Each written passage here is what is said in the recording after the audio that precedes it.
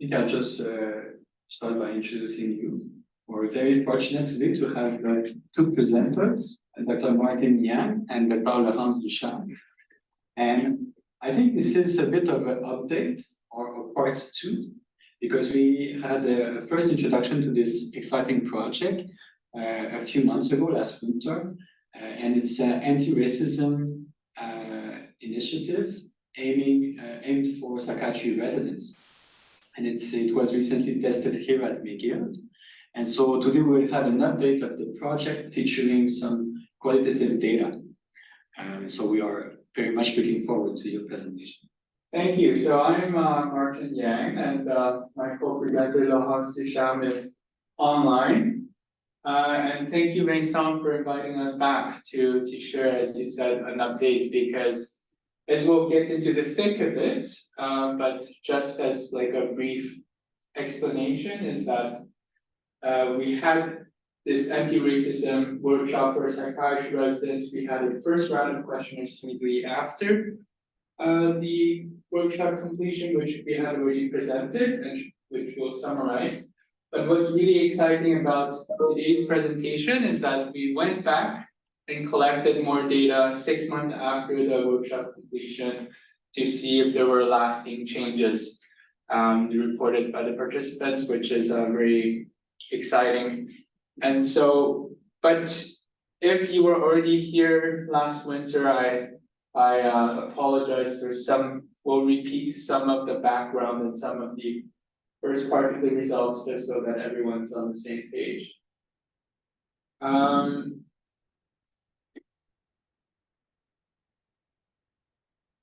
Right, so like I said, this is really part two, and that's the outline. So we'll talk briefly about how the background of how the workshop was developed, the results, like I mentioned, just after completing the workshop, and then we'll talk about the new stuff for this presentation. We hope to spend a bit more time on those. So really the workshop came to be in the wake of 2020 and a lot of riots in the United States at the time regarding racism, and a lot of where it really came to media attention. And I really came from some of my senior residents in the psychiatry program. It was residents led, where it was felt discussed within the resident body that in our teaching as psychiatry residents in the traditional curriculum, there perhaps was not enough of anti-racism teaching. And so the residents went to speak with a few of the supervisors as well, who were interested in collaborating to discuss what can be done. And they went ahead to discuss also with the program and form a subcommittee formed by residents and supervisors alike to discuss what kind of teaching would be best incorporated. And after a lot of also looking at the existing literature, it was concluded that it was best that we develop a new kind of workshop that is process-based learning, as opposed to just traditional didactic lectures, because it was felt that, especially with this kind of topic, anti-racism, that people might have strong reactions to just anti-racism teachings, and that those strong reactions may not actually be helpful and might actually perpetuate some of the implicit biases. And a process-based learning, on the other hand, would better support the resident self-reflection and to work through some of those reactions to learning the skills and knowledge, but also it would help the residents incorporate those knowledge and skills better, taking into account, like their own self-reflective exercises. So it was very much a collaborative effort. And it was there were a lot of intricacies that I might skip over, because there were a lot of concerns from the faculty as to whether this training should be mandatory or not, or in terms of the logistics, also in terms of the exact format of the workshop. but ultimately, a consensus was reached, and some of these aspects come back, in our later in our presentation when we discuss the participants or the residents who did the workshop, and they comment on some of these aspects too. So I'll spare you the details of the how we reached that consensus initially. Well, actually, it wasn't me, so I have to credit my senior residents who really took the lead for that process. But in the end, so we did have the workshop, and we decided to also have like a more formal scientific study of the workshop. Well, there really is two rationale for why the study came to be. Number one is, it was as a quality improvement project to look at the effectiveness of the workshop, the suboptimal aspects and things like that, what can be changed for the future, but also we realized when we developed the workshop that there really was a gap in the literature, that there was no such workshop that existed in terms of medical, and not just psychiatric education, but medical education generally, like there was no evidence base for like a process-based learning anti-racism workshop, so we wanted to fill that gap. So the study design was a qualitative descriptive study, and I highlighted, given that a lot of different stakeholders, including, from the residency program, from clinical supervisor, and from the residents who contributed heavily to both the design of the workshop, but also the study, also the research component, that it was a bit participatory in nature, even though it was not formally participatory research per se.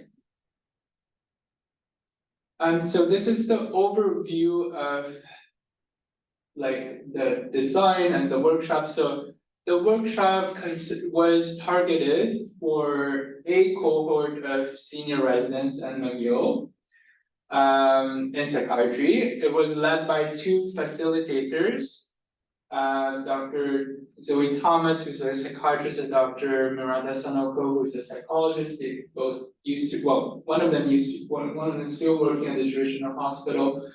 And the format of the workshop was 4 sessions, about 1.5 hours each, every 2 weeks. So, there was some debate as to whether this was too spread out, or, it would have been easier to have, for example, 2 longer sessions, but it was really intended to be spread apart longitudinally, because it was thought that, that gap where participants can go home and continue reflecting and then come back, have, clinical encounters or personal events happening in between those sessions, that was an essential part of the self-reflection of the process-based learning. So it was really intended to be kind of spread apart and have a more longitudinal quality to the workshop. And in the workshop, it consists usually, well, it begins really with, like a mindfulness component, but afterwards it was a lot of case discussions, some role plays in terms of role playing clinician and patient, or supervisor and learner, things like that. A lot of self-reflections and experiential exercises. And there was usually a homework at the end of the session where people are encouraged to, for example, find an instance where they had to ask a patient about experiences of discrimination, for example, and then we come back the next session to debrief and discuss. So that was the workshop, and that was done last winter.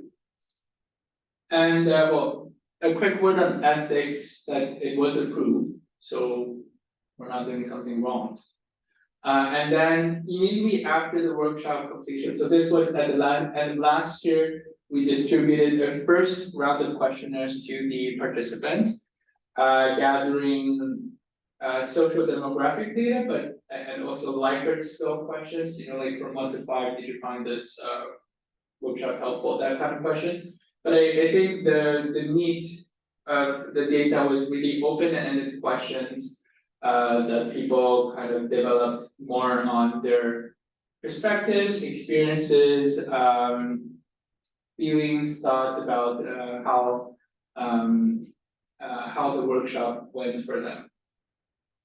And so, and then 6 months after, actually it was a bit more than 6 months after, it was probably in July of this year, we went back and we had pretty good participation from actually all of the people who answered the first set of the questionnaires also answered the second set of the questionnaires, which was very, very impressive and helpful to really reflect on enduring changes brought on by the workshop, or lack thereof, enduring changes. In terms of the methods, for the social demographic and Likert scales, it was just descriptive stats. It was just to have a broad sense of generally who our participants were. Otherwise, really the big part of it, the qualitative part, was thematic content analysis. And we had 2 teams of coders, not just 2 coders. I apologize for that minor detail. And we used NVivo, we coded line by line the questionnaires, and we analyzed and collected themes until saturation, which means that until no new findings or no new things emerged from the questionnaires. And we frequently debriefed between coders to make sure that there was some kind of inter-rater validity, that there was internal validity to our study. And then we also discussed, with our research directors, with other members of the team, to also not just reflect on our coders, but also outside members of the teams to also increase the validity of the results. So there were 11 residents who partook in the workshop, and 10 of those residents agreed to be in the study, in the research part of the workshop. And roughly, I'm not going to go into the detail of it, just to point out that there was some diversity in terms of the study participants. The mean age is about 29, which is kind of expected. There was a majority of white or Caucasian or kind of Canadian, both in terms of race and ethnicity. There was a majority of white people. But people still had diverse languages spoken, and also diverse backgrounds in terms of sexual orientation and their socioeconomic status and things like that. I'm going to present this very quickly. These are the Likert scale questions. It was overwhelmingly positive in terms of scores. For example, how helpful was the workshop? Did you find the workshop relevant to your clinical work or on a personal level? Whether people felt comfortable, whether people felt connected to other participants, overall experience, and if the facilitators did a good job, it was all above 4.5, except for 4.3 for this one. So it was very, very positive. Okay, but now in terms of qualitative findings, I'll let Laurence take the lead, and I'll still work the slides. All right, so first for the findings, in terms of, so there's the appraisal of the workshop, the personal outcomes, and then the 6 months later, as Martin said, the enduring changes. So we're going to start with the appraisal, like the good, the bad, and then the expectations and whether they were met or not, and the concerns and whether they materialized or not. So this is right after the workshop. So here we're going to start with the good. So in terms of positive aspects, the main one that came out was facilitators. So what the words used to describe the facilitators, so Zoe Thomas and Dr. Miranda. It was non-judgmental, approachable, insightful listeners, and very dynamic. And so here we just took a quote that was quite representative of the feedback that we received. So facilitators were open, respectful environment to share ideas, beliefs without judgment, dynamic facilitators. And then the other, the second most reported positive aspect of the workshop was the group setting. So it really allowed to hear other residents' experiences and even the facilitators' experiences, and to be able to share throughout the process. And the last one was that it allowed residents to examine implicit biases. Yes, so now more the bad for the workshop. So the suboptimal aspects, as Martin pointed out a bit earlier, so the logistics was the most reported one. So basically, if we take all the feedback that we received, the residents would prefer earlier, longer, and a smaller number of sessions. So here, a quote that summarizes that, like, I would change the time to the morning, for example, 9 a.m., or have 2 half days instead of 4, so that it makes it easier to arrive on time, as it's hard to leave midday in an inpatient or consult service. And then the second point, less reported but still significant, was hypothetical vignettes versus real cases. So the residents tended to prefer real cases. All right. And now for the expectations of the workshop and whether they were met.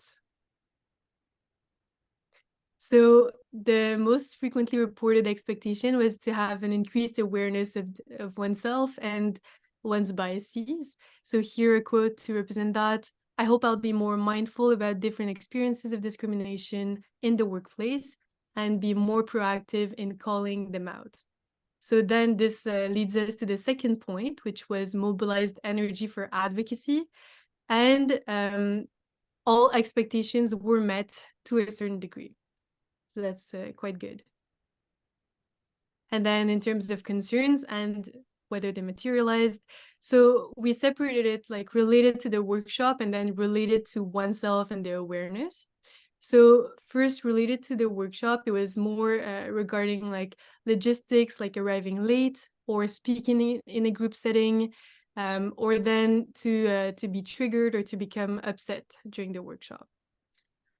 And then more related to oneself, it was to find that, let's say, oneself is insensitive or closed-minded, or to find that we have poor insight or difficulty even tolerating to evaluate our own biases. So a quote here, just to show an example: I was afraid to speak in a group setting. I was also afraid I would not uncover my unconscious bias, which would mean that I have no insight over them and could be harming my patients without knowing. All right. So in terms of the concerns, most fears that were related to the workshop were realized to a certain degree. So as we said, in terms of, let's say, the logistics, but none of the fears related to oneself were realized. So the fear of finding that we're insensitive or etc. And the most important point to take away from this is that no serious adverse reaction to the workshop was reported. So this was the biggest concern, as Martin said earlier, let's say from the faculty and just to implement the workshop. So this is why it's super important for us to emphasize this last point. All right. Okay, so the second big point in terms of the personal outcomes right after the workshop. So there's key takeaways, immediate changes, and then it's basically like the aspiration for longer term change. So in terms of the key takeaway points, the very first one was increased awareness of one's own biases. So here a quote: I have reflected more on my identity and learned more about microaggressions and how to recognize them. There has also been a great exposure to anti-racist terminology that was underlined, and learning that biases are inherent to social life. So just like taking the blame or the shame out of the equation. Then the immediate changes that were reported. So these were separated into 5 different categories. So related to oneself, 7 out of the 10 residents reported already feeling a change related to themselves. So those changes were increased awareness and self-reflections on identities, increased sense of need to examine one's own privileges, and then, as we said, decreased sense of shame and a decreased sense of isolation just by being able to talk about this openly and in this safe environment. And then 5 residents out of the 10 reported changes related to their patients already. So increased motivation to cultivate curiosity, increased motivation to research patients' cultures, and improving the understanding between identities and then the therapeutic alliance in the clinical setting. 4 residents reported change related to the community, and those changes were an increased sense of social responsibility, so more advocacy, and then increased awareness of others' biases regarding identities. So one person said, for example, I now notice like my family members when there's discussions about anti-racism.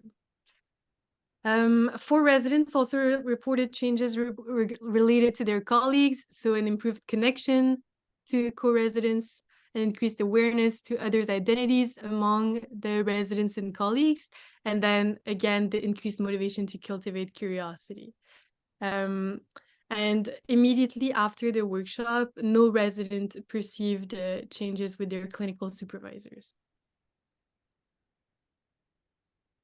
All right. And now we also asked right after the workshop for the aspiration for long-term change.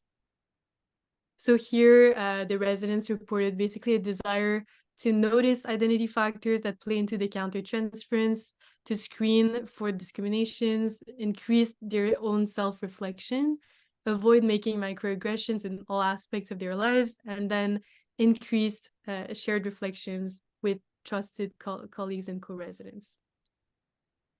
All right, and now the last part and the new part. So the enduring changes.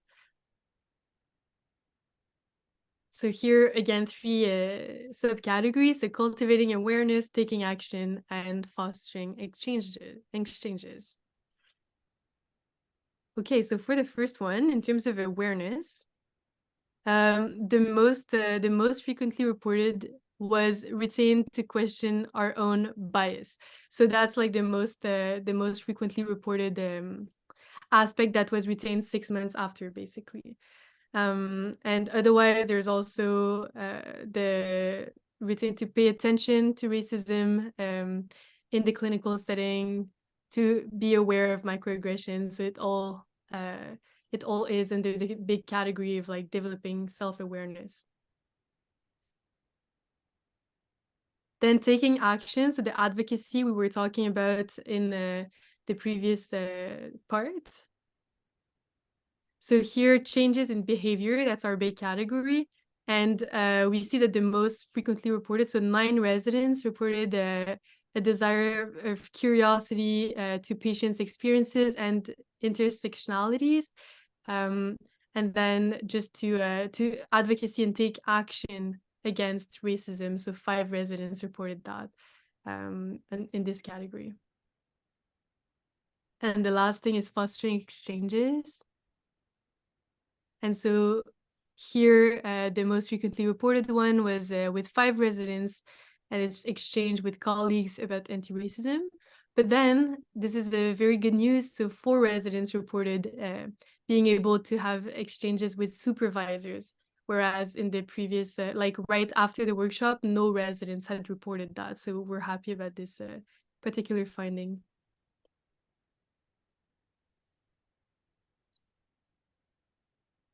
All right, so if I have to, we're almost there. It's a lot of very rich findings, as you can see. But I guess if I had to summarize as to what to remember, the workshop was pretty good. But if I had to maybe spend more than just 2 words to summarize, is that in terms of coming back to our original motivation and objectives of why we went ahead with the workshop and the study, I think it was a small study because it was just one cohort with 10 participants, but nevertheless, I think we have enough to say that the workshop was very feasible. And very importantly, as Laurence had said, and to answer some of the, the program's concern, that the workshop was very safe and open and well appreciated by the residents. And in terms of what it actually achieved, if I had to summarize using a sentence, is that the workshop encouraged self-reflection by the participants and generally helped to cultivate a more culturally informed perspective of oneself, of the resident, which then led to different types of change of behaviors, whether it's within their clinical work, or whether it's through advocacy, but also with other people in terms of discussing with the community or discussing with their supervisors about issues of anti-racism, which is still ongoing as we speak now. So but we were very encouraged to see that some of the aspiration for longer term change right after people completed the workshop were realized to some degree when we went back 6 months later to see whether people were in their journey with this issue of anti-racism, and we're very pleased to see that people maintain motivation and awareness and continued action and reflections. And I think we were very fortunate to have presented these results at the Canadian Psychiatric Association annual meeting, which was in Vancouver, I think in October. And people did attend our presentation, and people came from various parts of the country. I think some people were from BC, some from Toronto, some from the prairies, and some from the eastern provinces, and I think from also Sherbrooke. So there was a pretty good representation in terms of, this was not a formal discussion like research or whatever, but just in terms of the discussion, I still think there was good representation from the country. And some of my personal reflections, what I realized is we're very grateful of how things unfolded at McGill, in that this workshop was really seemed to be at the cutting edge of this kind of initiative, in both that, first of all, we did have such a workshop and strong motivation to conduct such an initiative, because unfortunately some of the universities, whether it's because of different diaries at different levels, people had no such workshop on anti-racism. Or in some of the other universities, they did have some kind of anti-racism curriculum, but it was purely didactic based. And as I mentioned, that has some of its limitations. Or some places did have a bit more like a workshop type of thing, but it came from the faculty. So and in our case, what was unique is that it was very, very collaborative and amongst all levels between residents, the workshop facilitators, leaders, and also the program. So and I think people were very encouraged to see that we were able to kind of achieve this and demonstrate all the positive findings of the workshop. And people have already asked for us to kind of share a bit of our experience, and there's definitely a lot of potential for collaboration with other programs and other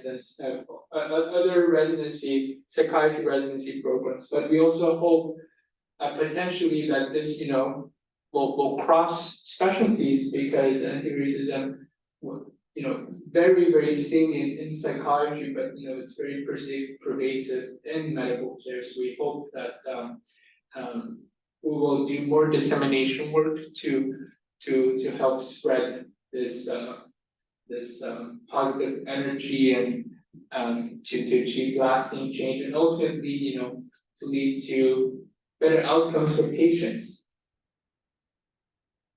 So we're very grateful for all of the people who, a lot of the other residents, other trainees who, some of which graduated. Dr. Wallet and Dr. Hanafi really took the lead in terms of developing the workshop from the residents' perspective. Of course, our PIs, Dr. Thomas and Dr. Sanoko, and the other residents, my colleagues and Laurence, who contributed to the research part, but also, a lot of the other contributors who provided counsel, advice, and guidance all along the way, and still today, both the developing the workshop, but also the research part and the dissemination efforts. So I thank you again to Vincent, thank you to the LDI psychosocial rounds for us to be able to share. It's very helpful for us to also present because it helps us reflect a bit on our journey and what can be improved and so on and so forth. And we'd be very happy to discuss and to answer your questions or just to bounce ideas off of each other. So thank you. Thank you, Martin and Laurence. This was really an amazing presentation of impressive and exciting initiative, and it's especially impressive to consider that it's potentially the first process-based anti-racism initiative in medical education, at least in psychiatry in Canada, and it seems like there's a lot of potential to export this model and, as you said, to collaborate across disciplines and universities. And it's true that didactic content on racism have become more better implemented, and they certainly play a role and can be helpful. But we can also appreciate the value of something more process-based, and I think it really came across in your findings. For example, I was struck by the fact that residents reported a lot of fear of their own participation in the initiative, whether they could come across as insensitive or if they would fail to identify their own biases. And I think that this shows that if you just give a didactic lecture, people will not have the chance to overcome that fear and to become more comfortable and to feel better equipped to actually take action rather than just receive information about racism. So I thought that was really notable, and even more so to see that some of these changes blossomed and had ripple effects over time. Ripple effects is exactly it. I really like that expression, and that's exactly right. That at least in the literature, there's a lot of theories and previous studies that people, when they do, when they're told, they might potentially be racist and things like that, but also they're presented with the fact, just in didactic lectures, that people should reflect non-judgmentally, but and that's it in the didactic lecture, then they go home with those concepts, and it's very hard. It's usually quite difficult. They're very big concepts and they're very complex topics that people often feel not, they're not encouraged to continue the reflection because they might be a potentially painful reflection to come to the conclusion that they're part of a very ill system. So which is why exactly that it was very nice to gather data to see how the process-based learning worked in practice, to see that it really facilitated that reflection that people, and in a very safe way, that people were appreciative of. So I see something in the chat. Dr. Grolot. Yes, hello, do you hear me?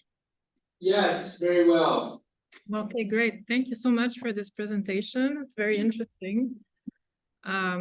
Unfortunately, I missed the part where I guess you described in the first few minutes the actual content of the training. Oh, I can typically go back to it.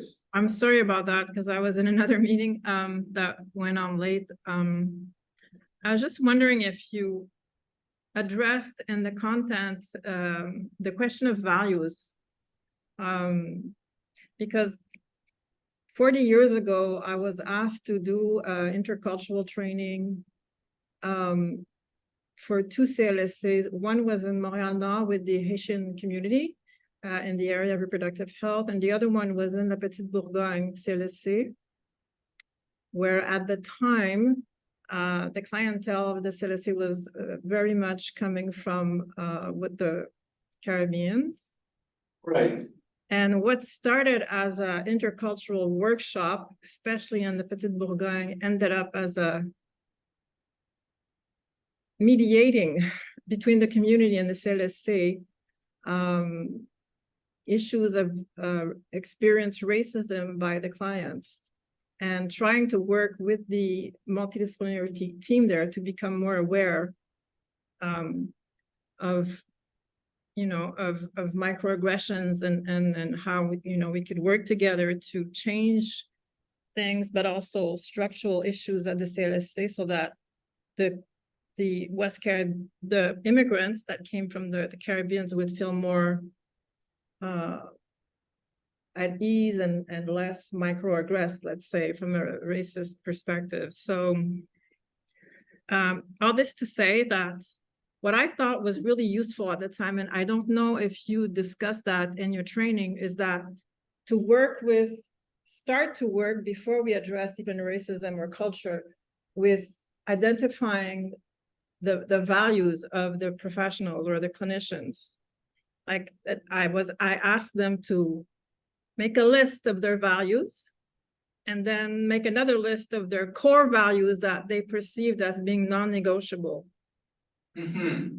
And then the third thing I asked them was, do you have examples or anecdotes or clinical encounters where you really felt that your core values were challenged and you didn't really, you were struggling to work in that context?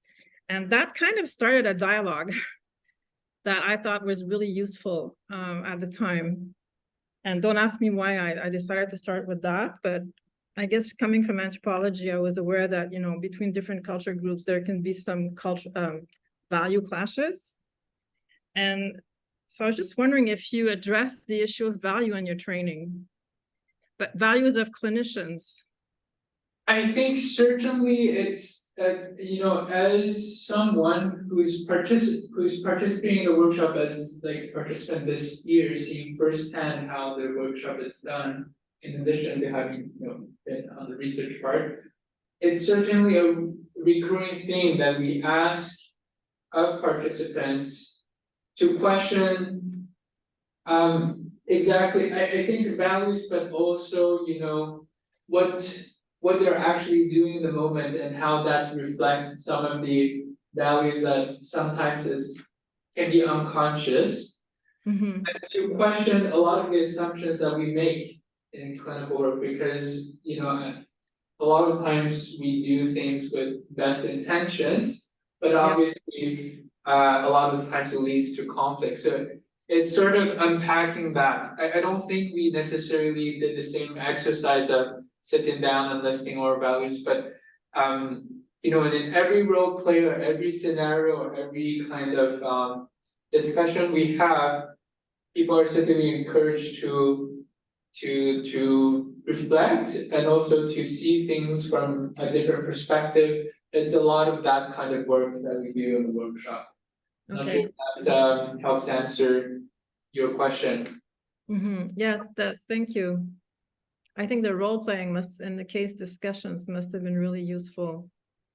And they really were. It sort of puts, and it's a lot of it, well, I think most of it, from what I understand, they are real cases too. So I think some of the participants' concerns was that, they would have liked real cases, but in actuality, they were real cases. I think it's just okay. So some of the cases appeared kind of so extraordinary, but they actually come from real life. There are things that really did happen. Mm-hmm. Great, thank you, Vincent. Is there any other question from Martin or Laurence?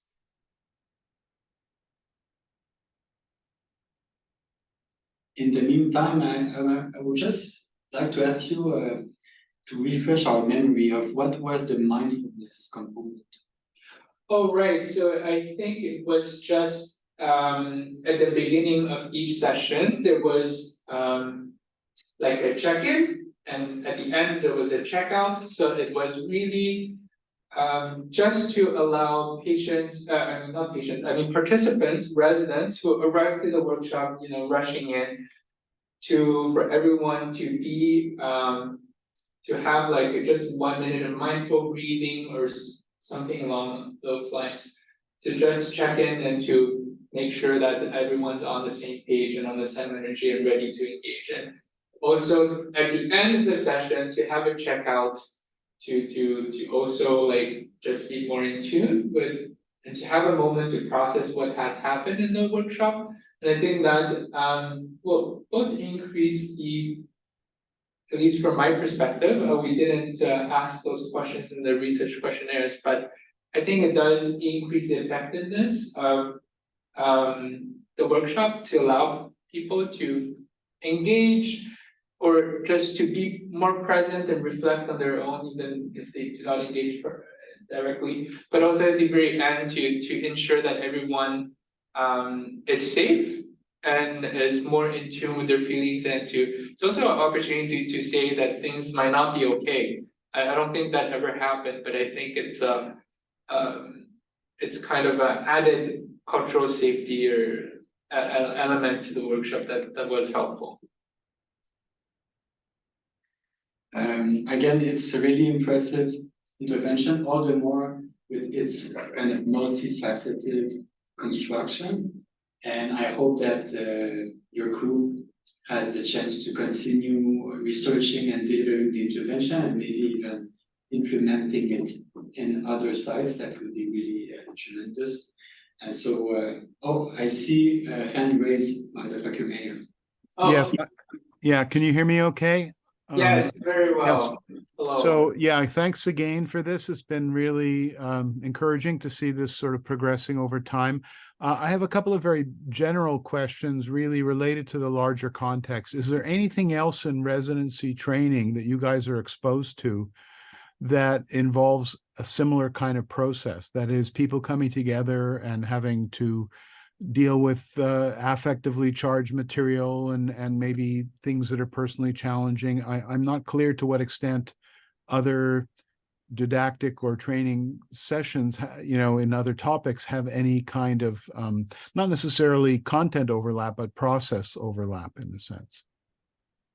It's a very good question, and I think Vincent, perhaps at the end of residency, is better placed than I am to comment on this, but I find that this experience was quite unique in my trajectory up till now. I think there are moments where, a lot of moments, either individually in clinical supervision and psychotherapy, or just, you know, meeting with the program directors, where we have a safe space and where we are encouraged to reflect, but nothing, you know, at least nothing comes to my mind where we're in a group and we're all encouraged to undergo that similar process. And Yeah. so I really appreciate the fact that we're able to do this for this topic. Yeah, I think it's an important issue, because if it was already happening around other things, let's say around discussion of gender, or discussion of language, or discussion of just the trials and tribulations of being a trainee in a health system under pressure. You know, they're all very difficult topics. They're all ones that put different people on the spot when you start talking about them. But it would create a sort of culture within the department where there's you know, there's a place for that, and it's understood, and it's not just singling this out, which is frankly an especially difficult set of topics that our whole society is not doing a great job with, let alone all these other things. So anyway, I'm mentioning this because I think when you come to write this for an audience, sort of contextualizing this in some ways and pointing out some of the challenges that have to do with even just the general lack of process-oriented educational experiences, let's put it that way, group educational experiences. When I was a trainee in California, we had a unique program, which I don't know that this persisted, but there was a grant to work on building interdisciplinary mental health teams And one component of it was a T group, like an experiential encounter group for all the trainees from different disciplines. So we were meeting once a week with essentially a therapist from outside the program, so it was meant to be safe. It had nothing to do with evaluation, and we could let our hair down and talk about whatever was affecting us. So it was, I'm not advocating for that. I'm just saying that is a very different setting, and it creates a certain possibility for certain kinds of communication that you could see how that could carry over then when you're tackling an especially difficult topic where people are even lacking the vocabulary to get started on it in many cases. And so that's one issue I wanted to raise. Kind of, I think it's important to reflect on that, and what are the missing ingredients to make this work more easily for people. It's not just within this, and it's sort of the larger frame. And the other is stepping back even a bit further and sort of saying, I think it's important to reflect on where our society is at right now.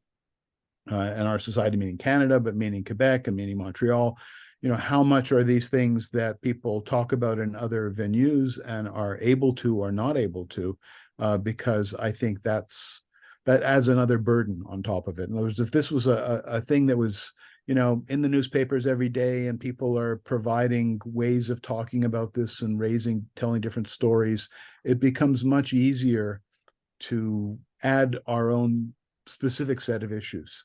But if that general frame is largely lacking, which I think it still is, notwithstanding the events that have happened in the last couple of years, then again, it puts a huge onus on this kind of a program. So, I mean, two sides to that. One side is saying, given all that, it's amazing, to have had this initiative and got this certain distance with it. But the other is, when you're trying to draw lessons from this and sort of talk about it to other people, I think it's very important to frame it that way so people understand. Because there may be common issues that people are facing, but they're important to call out. And there might be other situations where people are at a different stage, let's say, in the larger conversations in society or in an institution. I really appreciate your comments, Dr. Permeyer. I mean, just thinking of your first comments in terms of, there are many other issues in training, whether it's dealing with patient experiences. Actually in our workshop, which really is supposed to be just about anti-racism, a lot of the discussions have come up about other intersectionalities, about other identities, and they're over, and even about the role of psychiatry and different schools, different approaches, critical psychiatry. What are we actually doing, and what the nature of our brave work? We question those things. So it's I think I don't think that came across in the research questionnaires. But as a participant now, I can say that those, at least in the current cohort, that a lot more than just anti-racism is being kind of worked upon. And I think people generally do appreciate that, it creates unease, certainly creates a lot of confusion, but I think we have to be tested in that way. And it's reflections we should to have throughout our growth and career as psychiatrists. But I very appreciate that you highlight that point. That And it seems apropos to think about this now that we have transitioned to the competence-based curriculum, and we kind of missed an opportunity to integrate more process-based learning, even though we now emphasize practical learning as a core requirement for graduation. That's right. That's right. I don't see any other question. So please join me in thanking Martin and Laurence for this amazing presentation. Thank you so much. Thanks again, everybody.